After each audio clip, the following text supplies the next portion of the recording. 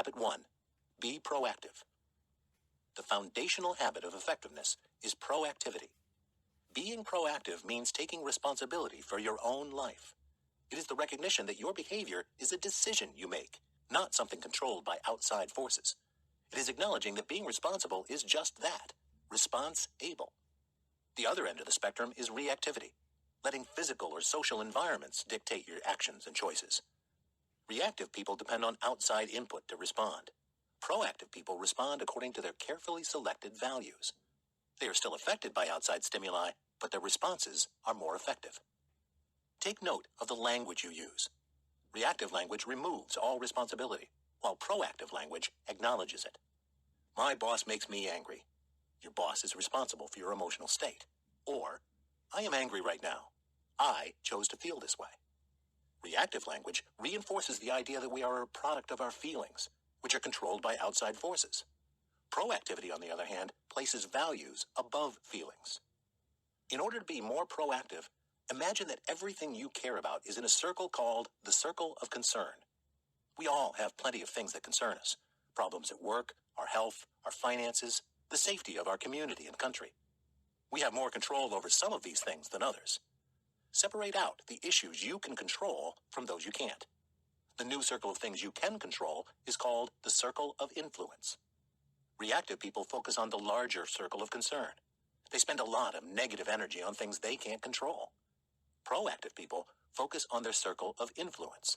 They spend positive energy on the things they can change or affect, and they accept that some things are out of their hands. Every problem you encounter falls within one of three levels of control. Direct, a problem with your own behavior. Indirect, a problem with someone else's behavior. And none, a reality or situation that you cannot change at all. Reactive people take little or no initiative to solve issues within their circle of concern, even when the problem is a direct or indirect one. They always find fault with someone or something else. But a proactive person responds to each type of problem like this. Direct, change your habits. Indirect, change your method of influence on the other person. None, accept that you cannot change things and have a positive attitude. The habit of proactivity is foundational to the other 6 habits of effective people. Unless you accept that you are response-able, you will never recognize your ability to change bad habits or instill positive ones. Habit 2. Begin with the end in mind. All things are created twice, whether by design or by default. Consider the example of building a house. The house is first created in the mind through planning and blueprints, and then it is created a second time in the physical sense. The same is true of how we live our lives. Everyone is living out their second creation, whether they spend time actively defining their goals or code of conduct or not. How we react to situations is always a product of our planning, or lack thereof. Habit 2 is all about making sure your first creation is chosen by design, not by default. This means proactively selecting your core values. The best way to clarify your core values is to begin with the end in mind. When you have reached the end of your life, what do you want to have been your highest priority? Only when you are clear on your values can you be sure that your paradigm, out of which your actions and behaviors flow, aligns with them. Think about it in terms of management and leadership. To live life to the fullest, you need both. Management is focused on the bottom line, how to get things done. Leadership is focused at the top. What do we want to get done in the first place? Without clear values, you may be managing your life wonderfully, but leading it terribly. Basically, you are accomplishing goals, but they're not the goals you have chosen for yourself, and they may not be making you happy or effective. Living an effective life has nothing to do with how much effort you expend, and everything to do with the direction you're headed. Your values determine your direction. Writing a personal mission statement is a fantastic way to begin with the end in mind. This statement should be the constitution of your life. All decisions and behaviors should be weighed against it, and, if found to be out of alignment, rejected. An effective mission statement addresses your character, who you want to be, and your contribution, what you want to do. This kind of statement solidifies you. When your values aren't clarified, changes in life can be overwhelming and cause emotional reactions. But a mission statement gives you an unchanging core, an anchor that allows you to weather any storm and withstand changes to your surroundings. Be sure to center these principles around values like honesty, humility, and human dignity. These values have proven time and again to add effectiveness to our lives. Habit 3. Put first things first. If habit 1 is about taking responsibility as the creator of your own destiny, and habit 2 is about how to shape the first creation, it is only logical that habit 3 focuses on the second creation. Habit 3 is the continual decision to follow your values and practice self-management in order to become effective. It is the day-to-day exercise of independent will. Habits 1 and 2 are the leadership, and habit 3 is the management. Just as self-awareness is the key to achieving the first 2 habits, recognizing and engaging your independent will is the key to achieving the third. Rather than acting on impulse, our independent wills allow us to have effective self-management, choosing to do the things we may not necessarily want to do, but that fulfill our long-term goals and align with our values and mission statement. Effective people put first things first. They intentionally choose their values and put them above all else. Great self-managers are excellent at managing their time. To get through all the activities in your day, you must first focus on the urgent and the important tasks. Urgent matters require immediate attention, though they're not necessarily important to our overall core values. Important matters require proactivity. These are the things you must choose to do in order to reach your goals. They are often not urgent and require intention to complete. Most people get caught up in tasks that are, or at least seem, urgent, and leave their long-term goals by the wayside. The key is learning when to say no to non-important tasks and when to delegate urgent tasks to others. Delegation often takes more investment up front, but will save you a lot of time in the long run. For instance, it may be faster just to mow the lawn yourself today, but teaching your child to mow the lawn will save you time every week in the future. Spreading chores out among your family members means you all still have time to work on tasks and projects you've individually deemed important. Effective time management and proper delegation means everyone can stay focused on their long-term goals. Paradigms of interdependence. The first 3 habits facilitate growth from an independent person to an independent one. This is the private victory. The next 3 habits take us through another phase of development, from independence to interdependence. While an independent person has a healthy relationship with themselves, they are self-aware, have self-respect, and take personal responsibility, an interdependent person is also able to form healthy relationships with others. When thinking of interpersonal relationships, it is helpful to treat them like a bank account. The balance of the account is composed of trust. Every time we do something principle-based, like behave kindly or keep our commitments, there is a deposit to the trust balance. But when we go against our principles by behaving with dishonesty or disrespect, we withdraw from the balance. The balance requires continual deposits in order to keep the relationship healthy and trustworthy. This is especially true in close relationships like marriage, where you may be withdrawing from the trust balance without even realizing it. The first 3 habits are prerequisites to the next 3, which constitute the public victory. Habit 4. Think win-win.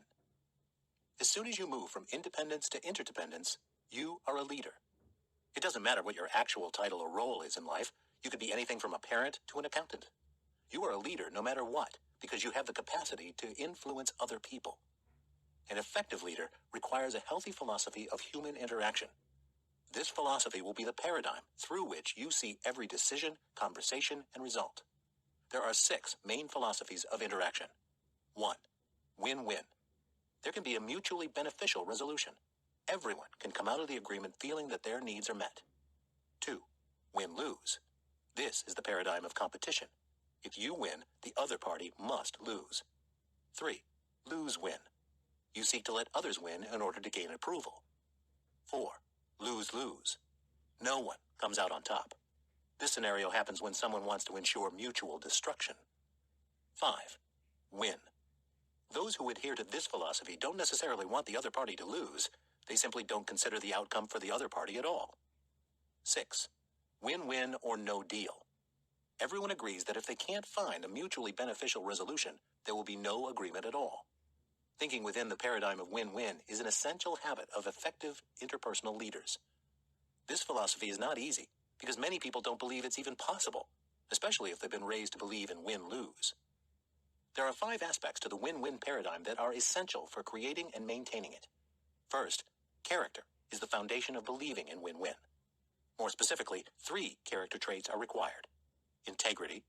This trait is all about following your values, which is essential to define what a win looks like for you in this scenario. Maturity. You must find the balance between courage and consideration. Win-win is not an either-or scenario. You must be both kind and brave to achieve mutual benefit. Abundance mentality. The understanding that there is plenty for everyone. The other party's gain does not have to be your loss. Second, relationship building is an integral aspect of win-win. You cannot form this kind of agreement unless there is a high balance in the trust account. Third, agreements are essential to win-win scenarios. Agreements define the parameters, guidelines, and goals. In win-win agreements, the focus is on results as opposed to methods. Fourth, a win-win agreement can only survive in a system that makes it possible. If you say you want a win-win, but your rewards say otherwise, the win-win cannot exist in that system. For example, if you want cooperation among all your children, but you say that the child who cleans their room the fastest wins an ice cream, you are actually breeding competition instead of cooperation. Finally, you need the proper processes in place in order to implement a win-win. You cannot simply tell people that it will be a win-win scenario. The solution depends on the process. Thinking win-win is not simply a strategy, but a paradigm of human interaction. Habit 5. Seek first to understand, then to be understood. Effective interdependence requires open, honest communication with others. The problem with communication is that while we are taught to speak and write, we are not usually taught how to listen. Listening is equally important in effective communication, but true listening is more than just hearing what someone says. It is understanding who they are and what they mean. Seek first to understand, then to be understood. This is a paradigm shift for most people. It is much easier and more common to seek first to be understood. As we listen to other people, it is easy to hear them through our own perspectives. Then we rush to give advice or a solution when we haven't even understood the problem. It's like a doctor trying to prescribe a treatment before diagnosing the patient. Before we can truly influence someone with our counsel or a point of view, we have to first understand them. And we cannot understand them until we practice empathic listening. Empathic listening is the act of listening to someone with the sole desire of understanding them. You are not listening to change minds or to advise them, although this may come later. You are simply trying to see the world through their paradigm. This type of listening is very powerful because it adds huge deposits to the trust balance. Often, when we intend to make a deposit into the trust balance, we are assuming that the other person has the same needs that we do. In reality, a deposit in your eyes may be a withdrawal in theirs. But the desire to be understood is universal. Thus, genuine empathic listening is always a deposit. With non-empathic listening, you will usually respond in one of 4 ways. You will evaluate by agreeing or disagreeing with them. You will probe them with questions based on your own frame of reference. You will advise them based on knowledge from your own experiences. Or you will interpret their behavior by projecting your own behavior onto them. These types of responses have become such a habit that we may not even realize we're doing them, and they fail to bring us a true understanding of what the other person is feeling or saying. Empathic listening involves not only hearing what the other person is saying, but also watching how they behave and speak. You are paying attention to their body language and their feelings. Empathic listening involves both the heart and the mind. Both logic and intuition are working towards understanding. When practicing empathic listening, remember that there are 4 skills to develop. First, you should mimic the content that you hear. This skill is often taught in active listening, but is only the first step of empathic listening. By restating what the other person has said, you show that you are paying attention. The next skill is rephrasing the content in your own words. This allows you to give meaning and clarification to their statements. Next, you will reflect their feelings. This means that you pay attention not only to their words, but also their emotions. The 4th and final skill of empathic listening is a combination of steps 2 and 3. Rephrase the content while reflecting their feelings. While these 4 skills are a great place to start, they are meaningless without an authentic desire to understand. If you're not being authentic, the other person you're supposedly listening to will notice and resent your behavior. They'll find you dishonest, causing a withdrawal from the trust balance. Any words of wisdom you want to give will fall on deaf ears in this case. Now that you truly understand the person you're interacting with, you can move on to the second step of Habit 5. Now, you too must be understood. Habit 4 says that maturity is the marriage of courage and consideration. In this context, seeking to understand is the consideration, while being understood is the courage. It often requires vulnerability and openness to share how we feel with others. Seeking first to understand and then to be understood gets to the heart of issues quickly and adds large deposits into the trust balance. Habit 6. Synergize. Synergy means that the whole is more than the sum of its parts. It means that when people come together to problem solve, create, or plan, they can develop a result that is far greater than what any of them could have done alone. Synergistic communication occurs when people open their hearts and minds to new ideas. They recognize the great possibilities that are available within vulnerable cooperation. When trust and cooperation are high, the result is synergy. A desire to understand and grow together drives the interaction. Not only do those involved desire a mutually beneficial outcome, they desire to create a new solution together and strengthen their relationships. At its core, synergy is valuing and respecting the differences in others. It allows everyone to work together by utilizing everyone's different strengths and compensating for weaknesses. Those who believe in the power of synergy recognize that there is no benefit in sameness, because if everyone shared the same paradigm, we would never learn anything new. Synergy is essential when change is desired. No matter the specific details, there will be both positive and negative forces debating the change. Imagine a manager who wants a more open, communicative team that works together to solve problems, but the employees are highly competitive. Their win-lose mentality is the negative force preventing change. When there's synergy on a team, it means negative forces are kept at bay when changes or creative discussions are underway. Synergy creates a safe environment for everyone's differing viewpoint to be understood. You don't have to agree with others to affirm them. Seek to understand different perceptions and recognize the value that lies in differences. Open yourself to honesty, and others will be inspired to do the same. Always seek the good in others. This makes synergy and thus solutions possible. Habit 7. Sharpen the saw. Principles of balanced self-renewal. Imagine a lumberjack cutting down trees. He labors all day, becoming increasingly exhausted. A bystander suggests that the lumberjack sharpen his saw to make the work easier, but the lumberjack replies that he can't sharpen the saw because he is too busy sawing. The final habit of effective living is taking the time to sharpen the saw, because that will make everything easier down the line. You must strengthen the first 6 habits by continually renewing yourself. You are your own greatest asset. Without continual renewal, you will become dull, ineffective, and exhausted. Only when you are healthy are you able to effectively deal with and contribute to life and other people. In renewing ourselves, we focus on our 4 core dimensions: physical, spiritual, mental, and social-emotional. Strengthening your physical dimension is caring for the health of our bodies through exercise, rest, and healthy eating. Your spirituality is your core and commitment to your values. Renewing this dimension means revisiting what you hold most important and recommitting to it. Strengthening your mental dimension means seeking continual growth and learning through activities such as reading and writing. Renewal in the first 3 dimensions are closely related to the first 3 habits. If practiced every day, they are your daily private victory that leads you from dependence to independence. The last dimension is the emotional or social dimension. Our emotional health is often shown in our relationships with others. Renewing our emotional dimension can occur daily in our normal human interactions, so long as we are practicing the habits of win-win, seeking to understand, and synergy. As we renew ourselves, we move on an upward spiral of growth and improvement. You never reach an end to this process. It requires continual practice and commitment. Conclusion. Becoming a highly effective person is an inside-out process. We must first accomplish the private victory of improving ourselves.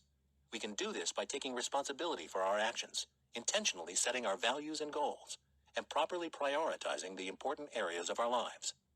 1. Be proactive. 2. Begin with the end in mind. And 3. Put first things first. Only after this inner change can we move to the public victory of working well with others.